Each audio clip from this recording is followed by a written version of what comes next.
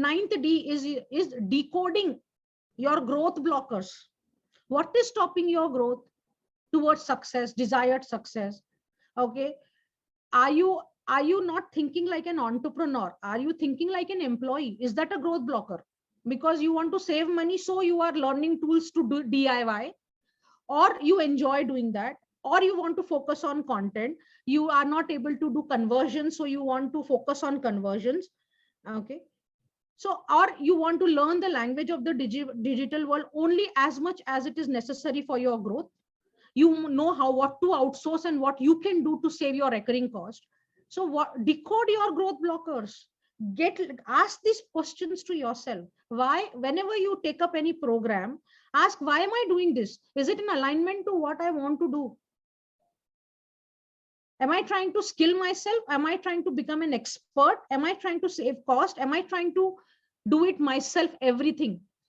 So you are an architect, but you want to, you know how to do plumbing, you know how to lay the electrical lines, because you have been taught all this in your graduation, right? You know the job, what the job of a carpenter. You would have done carpentry jobs. So now when you actually playing the role of architect in professional life, so will you simply design the building, or you will say that I will only do everything? I will only play the role of carpenter, plumber, electrician, everything alone. This is exactly what you are doing with your knowledge business. When you want to acquire non-relevant skills.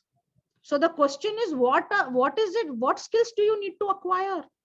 What are your growth blockers? What is stopping your growth? So decode what is taking you towards your success and what is taking you away from your desired success. And in business, timing is very important of whatever you do. So right now you must have an extreme sense of urgency, because you are already in early majority, I would say, of this knowledge business model.